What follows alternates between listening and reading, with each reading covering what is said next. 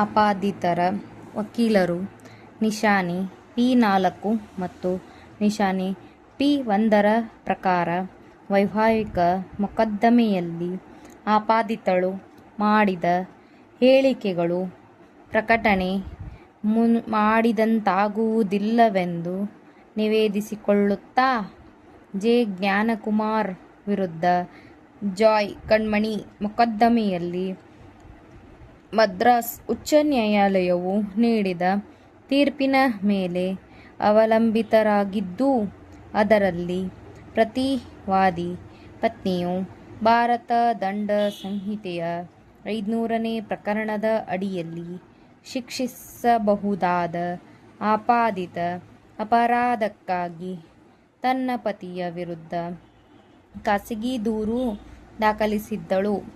ಮದ್ರಾಸ್ ಉಚ್ಚ ನ್ಯಾಯಾಲಯವು ಭಾರತ ದಂಡ ಸಂಹಿತೆಯ 499ನೇ ಪ್ರಕಾರ ಮೂಲ ನ್ಯಾಯಿಕ ಅಗತ್ಯಗಳೆಂದರೆ ಆರೋಪಣೆಯನ್ನು ಮೂರನೇ ಪಕ್ಷಕಾರರಿಗೆ ತಿಳಿಯುವಂತೆ ಪ್ರತ್ಯಕ್ಷವಾಗಿ ಮಾಡಿರಬೇಕು ಅಥವಾ ಮೂರನೇ ಪಕ್ಷಕಾರರಿಗೆ ತಿಳಿಯುವಂತೆ ಅದನ್ನು ಪ್ರಕಟಿಸಿರಬೇಕು ಎಂದು ಅಭಿಪ್ರಾಯಪಟ್ಟಿದೆ. ಆದರೆ ಈ ಮೊಕದ್ದಮೆಯಲ್ಲಿ ದೂರಿನಲ್ಲಿ ಮಾಡಲಾಗಿರುವ ಆಪಾದನೆಗಳ ಪ್ರಕಾರ ಕೂಡ ಅವುಗಳ ನ್ಯಾಯಾಲಯದ ಮುಂದೆ ಸಲ್ಲಿಸಲಾದ ವಾದಗಳಾಗಿದ್ದು, ಯಾರಿಗೂ ಮುಕ್ತವಾಗಿ ದೊರೆಯುವ ಸಾರ್ವಜನಿಕ ದಸ್ತಾವೇಜುಗಳಲ್ಲದಿರುವುದರಿಂದ ಆಪಾದನೆಯನ್ನು ಪ್ರತ್ಯಕ್ಷವಾಗಿ ಅಥವಾ ಪರೋಕ್ಷವಾಗಿ ಪ್ರಕಟಿಸಲಾಗುವುವುಗಳೆಂಬುದಾಗಿ ಪರಿಗಣಿಸುವಂತಿಲ್ಲ. ಆದರೆ ಮದ್ರಾಸ್ ಉಚ್ಚ ನ್ಯಾಯಾಲಯವು ಅದೇ ಮೊಕದ್ದಮೆಯಲ್ಲಿ ವಾದಗಳನ್ನು ನ್ಯಾಯಾಲಯದ ಸಿಬ್ಬಂದಿಯು ನಿರ್ವಹಿಸಿದ್ದರೂ ಸಹ ಹಾಗೂ ಪ್ರತಿಯನ್ನು ಅದರಲ್ಲಿನ ಪ್ರತಿವಾದಿಗೆ ಒದಗಿಸಿದರೂ ಅದನ್ನು ಪ್ರತಿವಾದಿಯೂ ಕೂಡ ಬಹಿರಂಗಪಡಿಸಬಹುದಾಗಿದ್ದರೂ ಅವುಗಳು ಆಪಾದಿತರು ಪ್ರಕಟಿಸಿದಂತೆ ಆಗುವುದಿಲ್ಲ ಎಂಬುದಾಗಿ ಅಭಿಪ್ರಾಯಪಟ್ಟಿದೆ. ಆಪಾದಿತರ ವಕೀಲರು ಎಸ್. ನಾಗರಾಜ್ ವಿರುದ್ಧ ಕೆ. ನಂದಕುಮಾರ್ ಮೊಕದ್ದಮೆಯಲ್ಲಿ ಈ ನ್ಯಾಯಾಲಯದ ಸಮನ್ವಯ ಪೀಠವು ನೀಡಿದ ತೀರ್ಪಿನ ಮೇಲೆ ಅವಲಂಬಿಸಿದ್ದು, ಇದರಲ್ಲಿ ಈ ನ್ಯಾಯಾಲಯವು ಮಾನಹಾನಿಯನ್ನು ಆರೋಪಿಸುವ ದೂರುದಾರನು ಮಾನಹಾನಿಕಾರಕ ವಿಷಯವು ಪ್ರಕಟಿತವಾಗಿದೆಯೆಂದು ಅಥವಾ ಅದು ಯಾರಿಗೆ ಉದ್ದೇಶಿಸಲಾಗಿದೆಯೋ ಆ ವ್ಯಕ್ತಿಯ ಹೊರತಾಗಿ ಇತರ ವ್ಯಕ್ತಿಗೆ ಅದನ್ನು ತಿಳಿಸಲಾಗಿದೆಯೆಂದು ಸಾಬೀತುಪಡಿಸುವುದು ಅವಶ್ಯಕವೆಂದು ಅಭಿಪ್ರಾಯಪಟ್ಟಿದೆ. ಅಲ್ಲದೆ ಮಾನಹಾನಿ ಹೊಂದಿದ ವ್ಯಕ್ತಿಗೆ ಮಾನಹಾನಿಯ ವಿಷಯವನ್ನು ತಿಳಿಸುವುದು ಪ್ರಕಟಣೆಯಲ್ಲ ಹಾಗೂ ಸಂಬಂಧಿಸಿದ ವ್ಯಕ್ತಿಗೆ ಮಾನಹಾನಿ ಉಂಟು ಮಾಡುವ ಉದ್ದೇಶದಿಂದ ಪ್ರಕಟಣೆಯನ್ನು ಬೇರೆಯವರಿಗೆ ಮಾಡಬೇಕು.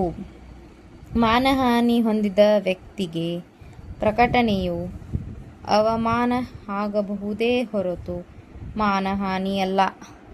ಇದರಲ್ಲಿ ವರದಿಯಾದ ಚಿರಶ್ರೀ ದಾಸ್ ಗುಪ್ತಾ ವಿರುದ್ಧ ಅಮಿತಾಬ್ ದಾಸ್ ಬಿನ್ ದಿವಂಗತ ಪುಣ್ಯಾನಂದ ದಾಸ್ ಮೊಕದ್ದಮೆಯಲ್ಲಿ ಈ ನ್ಯಾಯಾಲಯದ ಮತ್ತೊಂದು ಸಮನ್ವಯ ಪೀಠದ ತೀರ್ಪಿನ ಮೇಲೆ ಸಹ ಆಪಾದಿತರು ವಕೀಲರು ಅವಲಂಬಿಸಿದ್ದು, ಇದರಲ್ಲಿ ಈ ನ್ಯಾಯಾಲಯವು ಮಾನಹಾನಿಕರ ವಿಷಯವನ್ನು ಯಾರಿಗೆ ಬರೆಯಲಾಗಿದೆಯೋ ಅವರ ಹೊರತಾಗಿ ಬೇರೊಬ್ಬ ವ್ಯಕ್ತಿಗೆ ಬರೆದ ನಂತರ ತಿಳಿಸಿದರೆ ಅದರ ನ್ಯಾಯಯುತ ಅರ್ಥದಲ್ಲಿ ಪ್ರಕಟಣೆಯಾಗುತ್ತದೆ.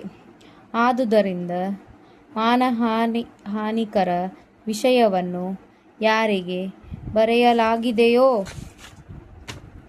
ಆ ವ್ಯಕ್ತಿಯ ಹೊರತಾಗಿ ಬೇರೊಬ್ಬ ವ್ಯಕ್ತಿಗೆ ತಿಳಿಸಿರಬೇಕು. ಸಂಬಂಧಿಸಿದ ವ್ಯಕ್ತಿಗೆ ಹಾನಿಯ ವಿಷಯವನ್ನು ತಿಳಿಸುವುದಷ್ಟನ್ನೇ ಪ್ರಕಟಣೆಯೆಂದು ಹೇಳಲಾಗುವುದಿಲ್ಲ. ಅಪರಾಧಿ ಪುನರೀಕ್ಷಣಾ ಅರ್ಜಿ ಸಂಖ್ಯೆ 152 2014ರಲ್ಲಿ ಪ್ರತಿವಾದಿ, ದೂರುದಾರರ ನ್ಯಾಯಾಲಯ ಸಲಹೆಗಾರ ಅಮಿಕಸ್ ಕ್ಯೂರಿ ತಮ್ಮ ವಾದದಲ್ಲಿ ನ್ಯಾಯಾಲಯದಲ್ಲಿ ದಾಖಲಿಸಲಾದ ವಾದಪತ್ರಗಳು ಮತ್ತು ನ್ಯಾಯಾಲಯದಲ್ಲಿ ನೀಡಿದ ಹೇಳಿಕೆಗಳ ವಿಶೇಷ ಹಕ್ಕುಳ್ಳದಲ್ಲವೆಂದು ವಾದಿಸಿದ್ದಾರೆ ಹಾಗೂ ಮುಂದುವರೆದು ನ್ಯಾಯಾಲಯದಲ್ಲಿ ಸಲ್ಲಿಸಲಾದ ವಾದಪತ್ರವನ್ನು ಪ್ರಕಟಣೆಯಾಗುತ್ತದೆ ಎಂದು ಹೇಳಿ ಅದಕ್ಕೆ ಬೆಂಬಲವಾಗಿ ಈ ಕೆಳಕಂಡ ಕೆಲವು ತೀರ್ಪುಗಳನ್ನು ಅವಲಂಬಿಸಿದ್ದಾರೆ. ಶ್ರೀಮತಿ ಮಾಧುರಿ ಮುಕುಂದ್ ಜಿತ್ನಿಸ್ ವಿರುದ್ಧ ಮುಕುಂದ್ ಮಾರ್ತಾಂಡ್ ಜಿತ್ನಿಸ್ ಮತ್ತು ಇತರರು.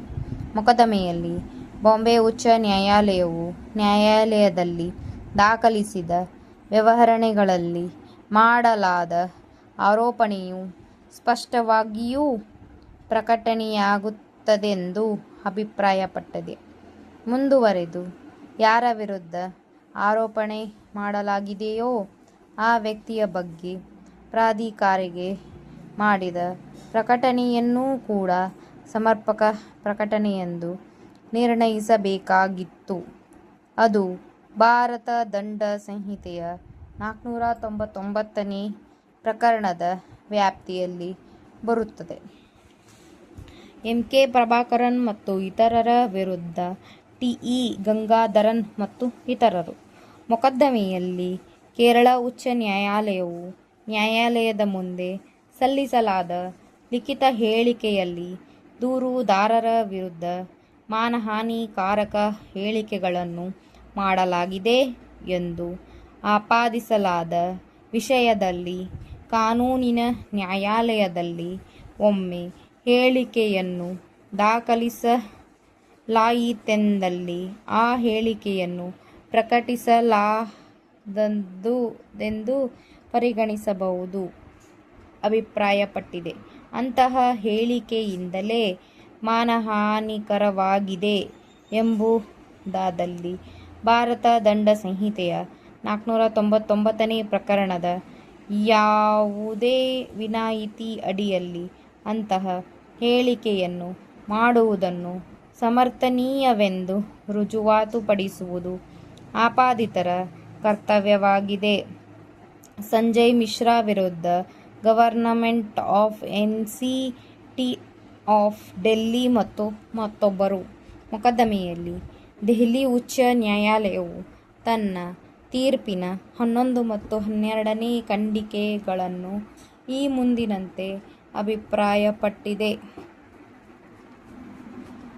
ನ್ಯಾಯಮೂರ್ತಿ ಔಗದರಾಮ್ ಈ ಮೊಕದ್ದಮೆಯಲ್ಲಿ ಅನುಸರಿಸಿ ಮಾನ್ಯ ನ್ಯಾಯಮೂರ್ತಿಗಳು ನ್ಯಾಯಿಕ ನಡಾವಳಿಗಳಲ್ಲಿ ಪಕ್ಷಕಾರರ ಲಿಖಿತ ಹೇಳಿಕೆಯಲ್ಲಿ ಮಾಡಲಾದ ಮಾನಹಾನಿಕಾರಕ ಹೇಳಿಕೆಗಳು ಈ ದೇಶದಲ್ಲಿ ನಿಜವಾಗಿಯೂ ಮತ್ತು ಈ ಸಂಬಂಧದಲ್ಲಿನ ಅರ್ಹತಾ ವಿಶೇಷಾಧಿಕಾರವೂ ಅದು ವಿಶೇಷ ಹಕ್ಕು ಹೊಂದಿಲ್ಲ ಹಾಗೂ ಭಾರತ ದಂಡ ಸಂಹಿತೆಯ 499ನೇ ಪ್ರಕರಣದ ವಿನಾಯಿತಿಗಳ ಅಡಿಯಲ್ಲಿ ಬರದ ಹೊರತು ಅಂತಹ ಹೇಳಿಕೆಗಳ ಸಂಬಂಧದಲ್ಲಿ ಕ್ಲೇಮು ಮಾಡುವಂತಿಲ್ಲ.